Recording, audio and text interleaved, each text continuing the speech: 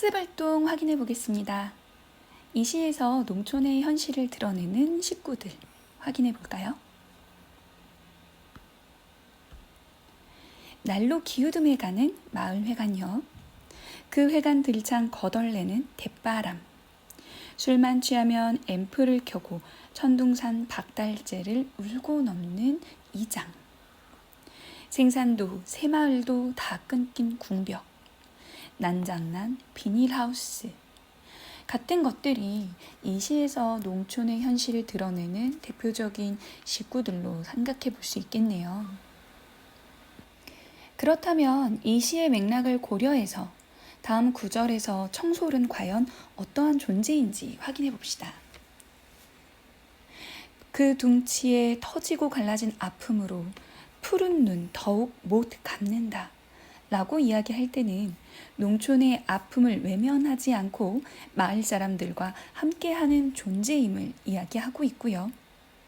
그 회관 들창 거덜내는 대바람 때마다 청솔이 또 한바탕 노엽게 운다라고 이야기하는 부분에서는 황폐화되어가는 농촌의 현실에 대해 분노하고 슬퍼하는 존재로 의인화하고 있습니다. 삭바람마저 빗질하여 서러움조차 잘 걸러내어 푸른 숨결을 풀어내는 청솔. 고난과 슬픔을 사귀고 버텨내어서 생명력을 발산하는 존재로 나타내고 있네요. 이 시에서는 사연을 그러나를 기준점으로 시의 어조와 분위기가 바뀌고 있었습니다. 생산도 새마을도 다 끊긴 궁벽까지만 해도 암울한 농촌의 현실을 이야기하고 있었죠.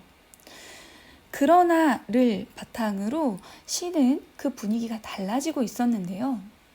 평서형 종결 어미에서 명령형 종결로 표현의 변화를 주었고요. 담담한 어조에서 보다 힘이 있는 어조로 바뀌고 있었습니다. 또한 농촌의 현실에 대해 암울하고 고통스러운 분위기를 나타내는데 그러나를 기점으로 의지적이고 희망적인 분위기로 바뀌고 있는 것이죠. 이렇게 보면 마지막 연에 나는 희망의 노예는 아니거니와 까맣같이 얼어 죽는 이 아침에도 저 동력에선 꼭두선이 빛 타오른다 라고 이야기한 이 연은 화자가 말하는 희망이 부질없고 허황된 것이 아님을 강조하는 것입니다. 까맣같이 얼어 죽는 이 아침은 어목한 새안의 아침을 이야기하죠. 황폐한 농촌 현실이지만 그래도 우리의 생명력과 의지만 있다면 저 동력에서 해가 떠올라서 꼭두선이빛이 타오르는 것처럼 황폐한 농촌 현실에서도 결국은 어둠을 이기고 희망의 날을 열어갈 수 있다라는 믿음이 드러나고 있는 것입니다. 앞서 이 시는 김정희의 그림 세안도와 관계가 있다고 했었죠. 세안도는 김정희가 제주도에 유배되었을 때 사제간의 의리를 저버리지 않고 찾아온 제자에게 그려준 그림입니다. 추운 계절이 된 뒤에야 소나무와 잣나무가 시들지 않음을 안다 라는 논어의 구절을 주제로 삼아서 겨울 추위 속에서 소나무와 잣나무가 청청하게 서 있는 모습을 화폭으로 담아낸 그림이죠.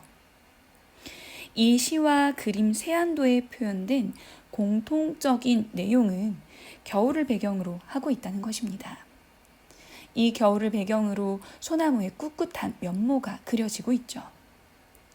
반면 그림에서는 선비의 의리나 절개가 보다 강조가 되었다면 시에서는 피폐화된 농촌에서 그 현실을 극복하려는 농민들의 모습이 중심을 이루고 있습니다.